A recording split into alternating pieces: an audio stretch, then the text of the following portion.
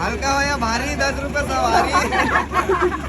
फिर हम सब अपनी अपनी जगह पर बैठ गए और बस चालू हो गया। फिर मुझे चाय मिला। मुझे समझ में नहीं आ रहा था इसको पीना है या गिराना है, क्योंकि ये छलके जा रहा था। हम लोग बहुत बोर हो रहे थे, इसलिए हम लोगों ने अंताक्षरी चालू कर दिया। लेकिन मुझे ये बात कभी समझ ही में नहीं आती कि इतने सारे अच्छे अच्छे गाना होने के बावजूद भी हमको सिर्फ यही गाना क्यों याद रहता है। माई रे माई मुंडेरी पितेरी बोल रहा है कागा। अरे भाई, शुरुआत ही इसी से होती है। दुनिया के सारे सॉन्ग एक तरफ और ये सॉन्ग एक तरफ। लड़की तो लड़की, लड़के भी नाचने लग जाते हैं। उसके बाद इमरजेंसी में हमको सबको नीचे उतरना पड़ा। अरे नेचर कॉल के लिए नहीं रे बाबा, सर का बर्थडे है ना, इसलिए केक काटना था और केक पिघल रहा था तो हमको उतरना पड़ा। और हर बार की तरह इस बार भी मैं अपने हिस्से से ज्यादा केक उठा करके वहां से भाग गई। हम लोग सुबह से निकले थे, इसलिए नाश्ता साथ में लेकर के गए थे, जिसमें हलवा, ढोकला और रसगुल्ला भी था। पर मैं रसगुल्ला नहीं खाई क्योंकि रसगुल्ला काला था और उसको खाने से मैं काली हो जाती। वाह दीदी। खाने के बाद एनर्जी आई तो बस में ही नाचते गाते हम अपने प्लेस तक पहुंच गए। बस से उतरते ही हम लड़कियों ने ठुमक ठुमक गाने पर कुछ ठुमके लगाए, लेकिन पीछे से आवाज आई कि ये ठुमक ठुमक बाद में करना, पहले सामान ले जाने पे हेल्प करो। तो हमको ना चाहते हुए भी उनकी हेल्प करनी पड़ी। फिर कुछ लोग अजीब प्रकार के झाड़ू से जगह की सफाई कर रहे थे। मुझसे रहा नहीं गया तो मैंने पूछ ही लिया, झाड़ू कहाँ से मंगवाए हैं? फॉरेन कंट्री का झाड़ू।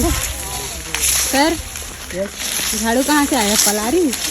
फिर फाइनली मुझे पता चल ही गया कि इस झाड़ू को कहाँ से मंगाया गया है। तो कुछ झाड़ुओं को फॉरेन कंट्री से मंगाया गया है और कुछ झाड़ू को पलारी से मंगाया गया है। और वहाँ पे हमको एक नोटिस मिला कि सावधान रहे, आप हाथी प्रभावित क्षेत्र में है। पर उससे हमें क्या, हम तो हाथियाँ साथ में लेकर के घूमते हैं। उसके बाद हम लोग थोड़ा एडवेंचर करने निकल गए, जहाँ पे वाटरफॉल था और हम लोग वहाँ पे नहाने वाले थे। और हम में से कोई भी नहाया नहीं है क्योंकि आज हम लोग वाटरफॉल में नहाने वाले हैं।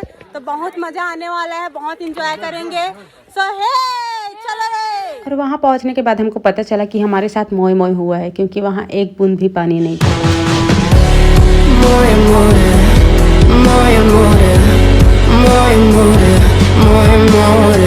पर कोई बात नहीं, कुछ बंदर्स थे जो हमको इंटरटेन कर रहे थे, तो हमको थोड़ा मजा भी आ गया वहाँ पे। उसके बाद वहाँ से वापस आके मैं कुछ रील बनाने लग गई जिसमें मेरा पोपट हो रहा था।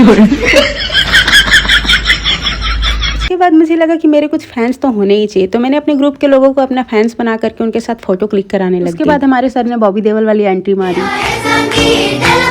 पर सर को प्यास लगी थी तो वो पानी को पी गए। साथ ही हमारा खाना भी तैयार हो रहा था, ये सब्जी बन रही थी और इधर पूरियाँ तली जा रही थी। लेकिन हम लोग के पास कोई काम नहीं था, इसलिए हम लोग पेप्सी पी करके भंड हो गए। तो गाइस, खाना बन चुका था और हमारी थालियाँ भी बच चुकी थी और हम सब खाने बैठ गए जैसे सदियों से कभी खाया ही ना हो। हम सबको खाते समय टीवी देखने की आदत है, इसलिए हमारे लिए एंटरटेनमेंट की व्यवस्था भी बहुत अच्छे से की गई थी। मैं खाना खा चुकी थी दोस्तों, मेरा पेट भी भर चुका था, लेकिन मेरा पूरा ध्यान इन पर था कि इन लोग इतना खाना खा कैसे लेते हैं। मेरे से तो अब नहीं खाया जाएगा क्योंकि मैं पहले ही खा चुकी हूँ ना।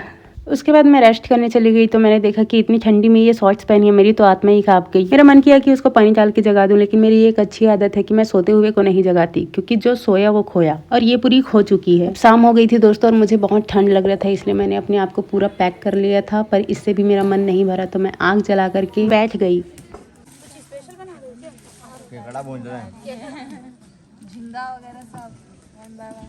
बहुत देर से आग ताप रही थी तो मुझे अब ठंड भी नहीं लग रही है। और गाइस, हमारे जाने का भी समय हो गया है, सारे लोग इकट्ठे हो गए हैं और अब हम सब जा रहे हैं अपने बस में।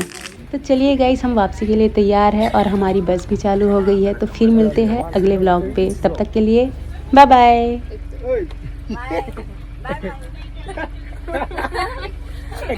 क्या हुआ? एक दो पानी बेटा। गाय बाय। क्या हो गया? बाय गाय बाय। मैं तो गाय बाय।